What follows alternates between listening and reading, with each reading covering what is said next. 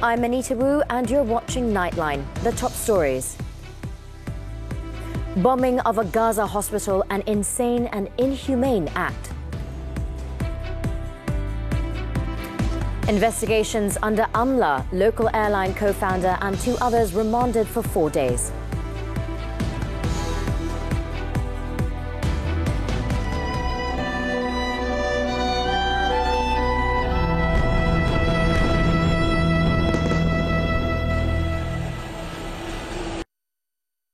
Our headlining story.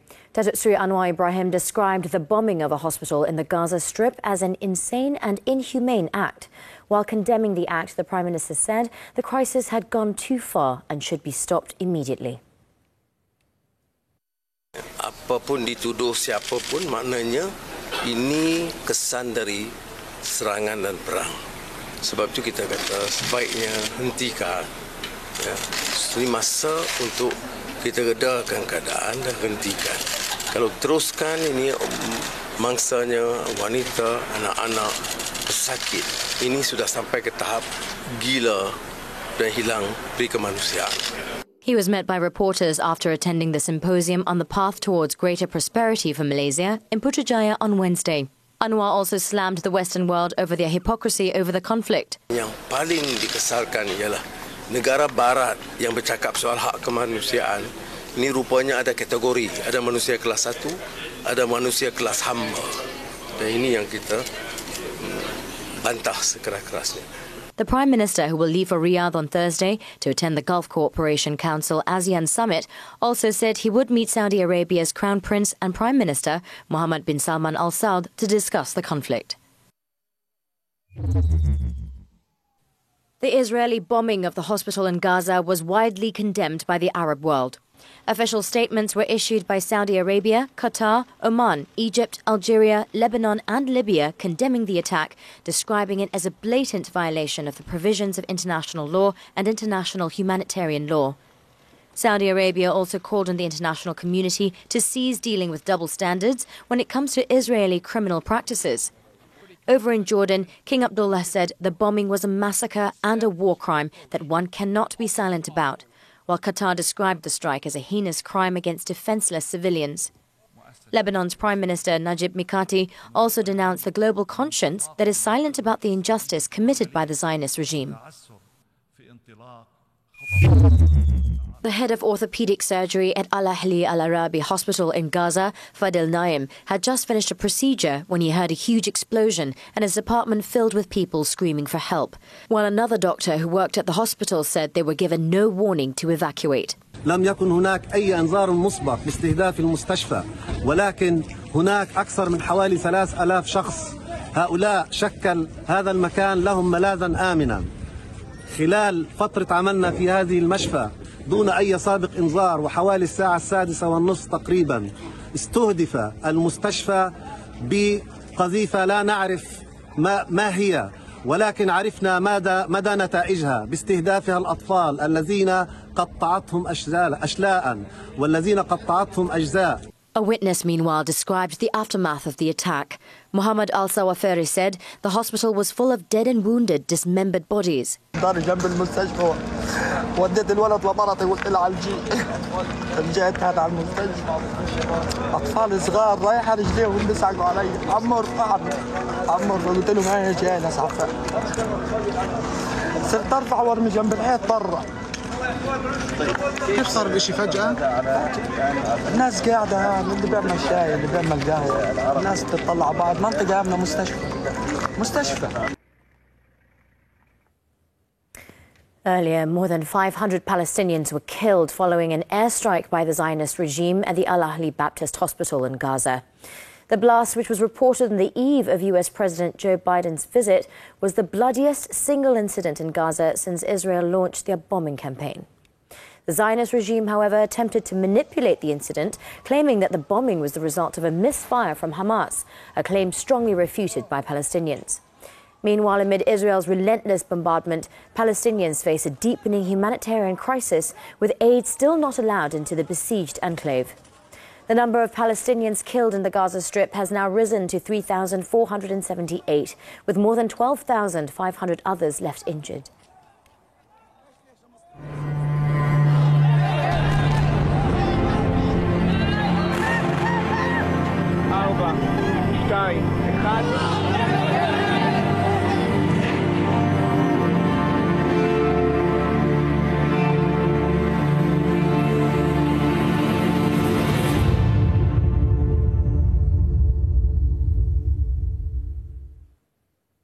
Still on Nightline.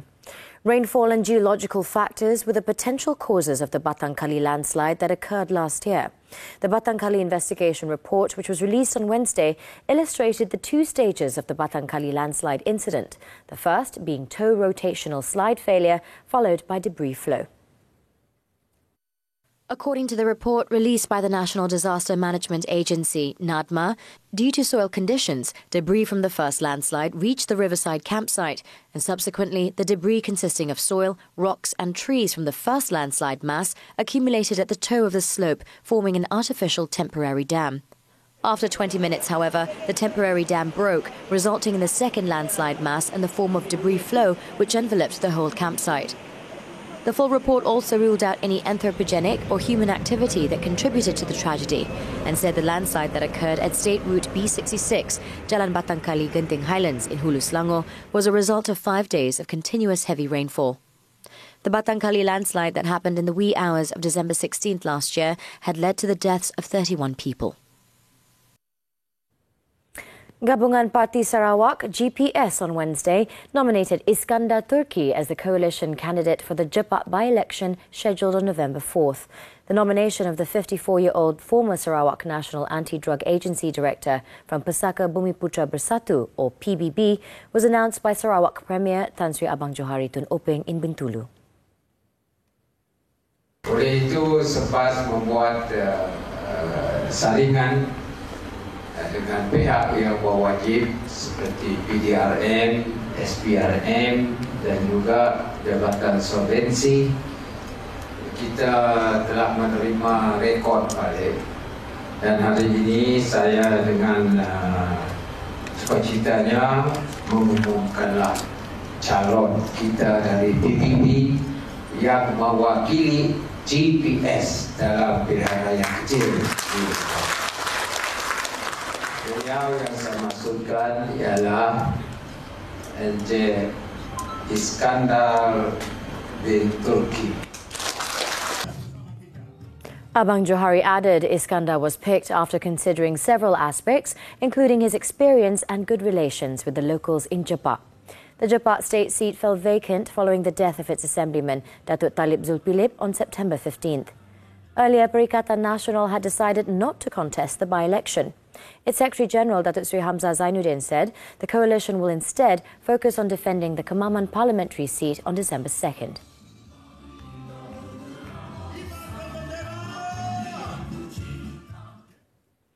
The co-founder of a local airline, who has a Datuk title along with his wife and son, have been remanded for 4 days. Bukit Aman Commercial Crime Investigation Department Director, Commissioner Datuk Sri Ramli Muhammad Yusof, said the trio have been remanded to assist investigations under the Anti-Money Laundering, Anti-Terrorism Financing and Proceeds of Unlawful Activities Act. It was reported that the 57-year-old Datuk, as well as his 55-year-old wife and 26-year-old son, were detained at about 5:30 p.m. on Tuesday at their residence in Shah Alam. On October 12th, the media reported that a low-cost carrier announced the suspension of its operations effective immediately due to severe financial challenges. It is estimated that about 125,000 passengers nationwide were affected by the sudden suspension. In the meantime, Perikatan Nasional Chairman Tan Sri Muhyiddin Yassin has denied any involvement with troubled carrier My Airline. In a Facebook post, the Pagoh Member of Parliament said he had no direct association with the airline nor its shareholders. He said the company received conditional approval for an air service licence on December 22nd, 2021, during the time he was no longer Prime Minister. Muhyiddin said the fact that law firm Rosli Dahlan Saravana Partnership, RDS, was acting as legal counsel for My Airlines shareholders also had nothing to do with him. No one enjoys paying tolls, but these highways do get you to your destination faster, or at least they are supposed to. However, for many, getting through the toll can be exasperating. FMT's Natasha Bust finds out. Picture this. You're racing against the clock to get to work on time. You opt to take a tolled highway in a bid to cut through traffic, and you do. That is until you find yourself stuck in a seemingly endless line of cars at the toll gate. Bottlenecks at toll gates are frustrating. What's more annoying is that they aren't uncommon. the near-daily occurrence is compounded by motorists with insufficient balance in their touch-and-go carts. And until recently, this was a major problem as it was just about the only method of payment. On September 29th, the government introduced the Open Payment System, or the OPS, at 11 highways. The system allows road users to make toll payments with their credit or debit cards. But while this is an improvement, it doesn't really solve the bottleneck problem. So what is the way forward? I think if we want to look into the whole bigger picture, I don't think open payment system is the one we need to pay attention to. For me, it's as good as specifying the current problem, but it's not the step towards, it's not the next step towards MLFF. The MLFF is a barrier-free toll system utilizing a gantry structure equipped with automated number plate recognition. This can eliminate congestion since road users won't need to pass through toll gates. However, there is still the question of how payments will be collected. One way is through radio frequency identification technology. As a vehicle passes through the gantry, a scanner will read the RFID sticker on the car and charge the toll fare. Now, RFID is already employed on most highways in Malaysia. However, its implementation has not been smooth sailing. There have been complaints about the RFID, particularly regarding its failure to detect a vehicle's RFID tag. This means vehicles need to slow down significantly for the system to read a RFID tag instead of breezing through. Plus, there are typically only a few RFID lanes at toll booths, so you can't really have a MLFF without a seamless and hassle-free toll collection system. Not to mention if they have any problems on the technology or the infrastructure that are unable to scan RFID stickers on the car, that will be another disaster. Of course, those kind of things will drive people away from using RFID. A pilot MLFF program will be carried out at the Sungai Besi Expressway at the end of this month. This will allow authorities and service providers to identify, examine, and iron out issues related to the MLFF. While the clock is ticking, there is still a lot of time for us to get the MLFF system right. Natasha Bust, FMT for Nightline. Next on Nightline, human trafficking kingpin sentenced to 11 years in jail. News from the foreign front right after this breather. See you then.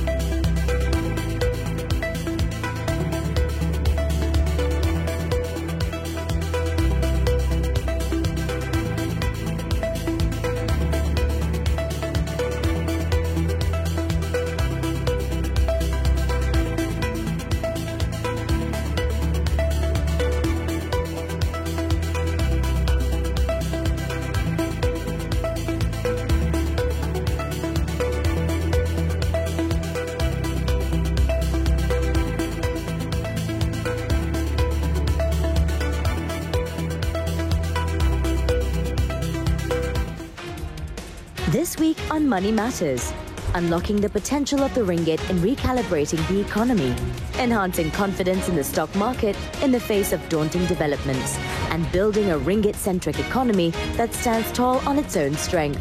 Join us with Tan Sri Abdul Wahid Omar, Chairman of Bursa Malaysia, this Saturday at 5 p.m. on TV3 and live HD stream on Tonton. We're back with news on the foreign front. Indonesia's Security Minister Muhammad Mahmudin has been appointed as the running mate for Ganjar Pranowo, the presidential candidate for the ruling Indonesian Democratic Party of Struggle, PDIP.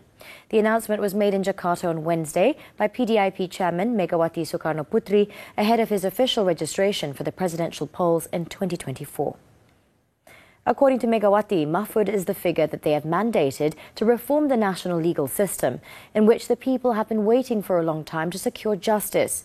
The announcement, attended by 3 leaders of PDIP's partner parties for the February election, sets up a potential 3-way race, with Pranowo expected to face former Jakarta Governor Anies Baswedan and Defence Minister Prabowo Subianto. PDIP's pick is considered by many as a move aimed at boosting Pranowo's popularity in the world's most populous Muslim-majority country. The world's third largest democracy is set to vote on February 14th to replace President Joko Widodo, or Jokowi, who has served the maximum 2 terms allowed. A man who British police believe ran an operation involved in smuggling 10,000 people to the United Kingdom as part of a pan-European network has been jailed for 11 years in Belgium. The 30-year-old man, known as Hiwa Rahimpour, was sentenced by a Belgian court on Wednesday for being involved in a systematic human smuggling by supplying boats to the crime group. Britain's National Crime Agency, NCA, said Rahimpour, who was originally from Iran, ran the network from his home in Ilford, East London, from where he sourced crafts from Turkey and had them delivered to Germany, Belgium and the Netherlands before they were moved to the north of the French coast. The NCA added that Rahimpour's arrest has triggered action and arrests across Europe, with 60 inflatable boats and hundreds of life jackets seized in Germany.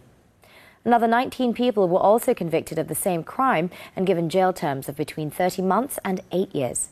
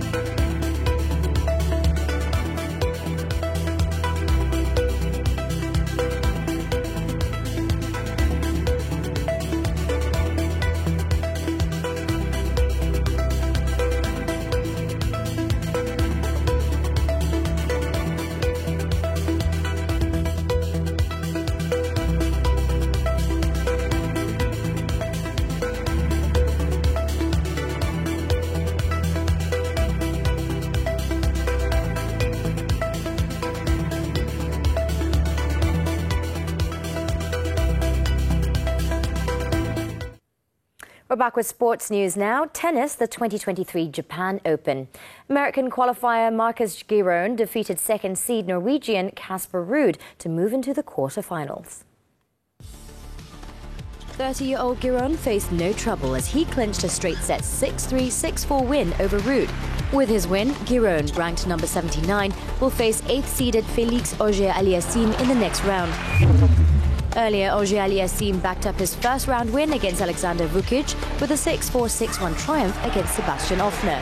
The Canadian rallied from a breakdown in a tight first set before racing through the second set by winning the final 6 games of the match after 1 hour and 35 minutes. Joining them was Tommy Paul. The American defeated world number 37 Mackenzie McDonald 6-4, 6-2 to book a spot in the quarterfinals. Paul will face another American, Ben Shelton, in the last 8.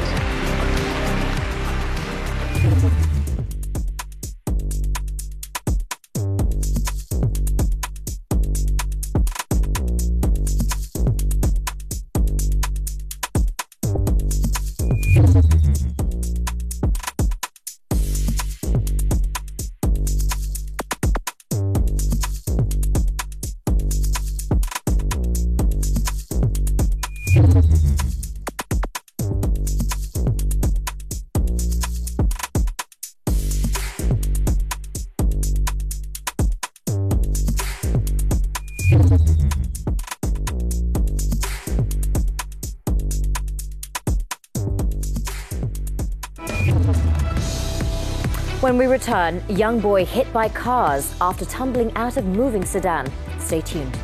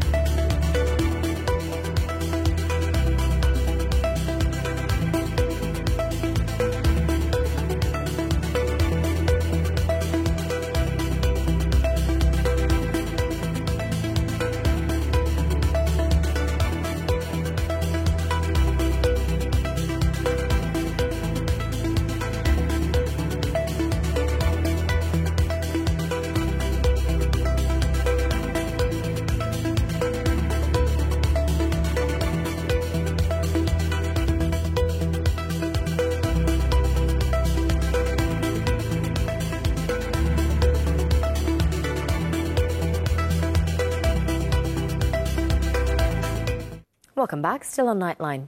Many people are under the impression that breast cancer only affects older women.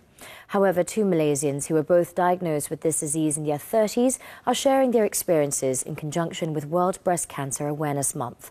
FMT's Alina Nadia and Tivia Ragu have the story. Did you know that 1 in 20 Malaysian women are at risk of breast cancer in their lifetime, the most common form of the disease faced by this group? Some of you may think you are too young to be at risk. However, this was not the case for 40-year-old Nurul Fatiha and 52-year-old Kala Balasingham, who were both diagnosed with breast cancer in their late 30s. Kala first became aware of a lump in her breast in 2007, prompting her to get it checked. While it wasn't detected at first, upon a second visit a year later, she was diagnosed with breast cancer at age 37. To my knowledge, there was no history, and my daughter had just started school. It was overwhelming. For Kala, it was important to be truthful to her young daughter about her diagnosis. Unlike some parents who chose not to address the elephant in the room, I didn't want to not be truthful with her. So I went to the cancer center, and they had books that were specifically illustrated for children. I sat her down and I read the book to her, and I told her, so this is what's going to happen, and I'm going to be away in the hospital. Importantly, Kala wishes to convey the message that a breast cancer diagnosis does not have to be a death sentence. Former banker Nurul Fatiha first detected a lump during a self-breast exam. The results of an ultrasound led her to educate herself through online forums, and she also sought advice from the Breast Cancer Welfare Association Malaysia, BCWA. I live by myself, and it was in the heart of pandemic, so it's like everything I have to go through alone.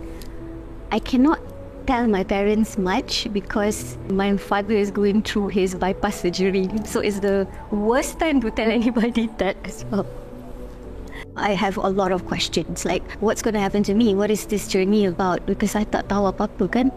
Because I thought this is an illness for older people. BCWA was a lifeline for Nurul as she was able to receive support and gain clarity regarding her next steps. This involved treatment for about 11 months. Kala and Nurul are sharing their stories in conjunction with Breast Cancer Awareness Month to make it clear that this terrible disease does not discriminate. So to all ladies, do make sure you perform self-examinations or go for cancer screenings. Divya Raghu and Alina Nadia, FMT Lifestyle for Nightline. Over in Kelantan, a Rohingya couple have been remanded for 7 days to assist in investigations after a man was found dead in a cornfield at Kampung Melo Lama, believed to have been stabbed following a quarrel. The 44-year-old victim was found on Tuesday with more than 40 stab wounds to his body, including to his chest and abdomen. Kelantan Police Chief Datuk Muhammad Zaki Harun said initial investigations showed that the killing was due to the male suspect's jealousy over the victim's affair with his 29-year-old wife.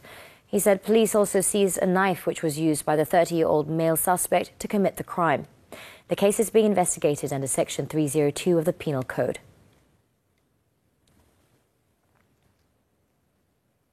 Still in Kelantan, police are searching for the owner of a vehicle which was involved in a harrowing incident where a young boy tumbled out of a moving car at a traffic light along Jalan Sultan Yahya Petra. State Traffic Enforcement Investigation Department Chief Superintendent Suhaimi Jusoh said police had yet to get any formal report regarding the incident.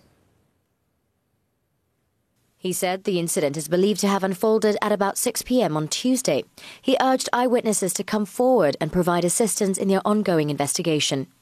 A 25-second video capturing the distressing incident has been making rounds on social media since Tuesday night, stirring significant public concern. The video footage chronicles a chilling episode in which a child falls from a moving vehicle and is subsequently struck by two cars making a U-turn at the traffic light.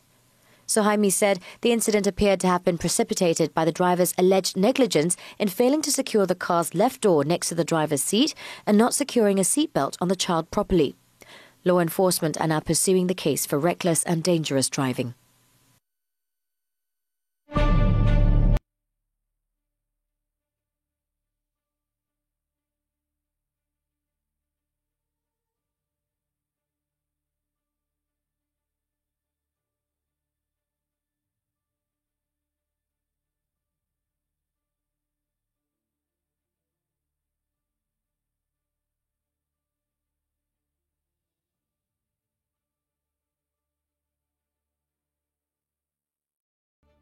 Solar Team Eindhoven, a group of students from the Technical University of Eindhoven, have successfully completed a grueling 1,000-kilometre test drive over Morocco's challenging terrains. As we wrap up Nightline this time around, we take a look as the students drive what they believe to be the world's first off-road solar vehicle called Stella Terra. With that, I'm Anita. Thank you for watching and be well, Malaysia.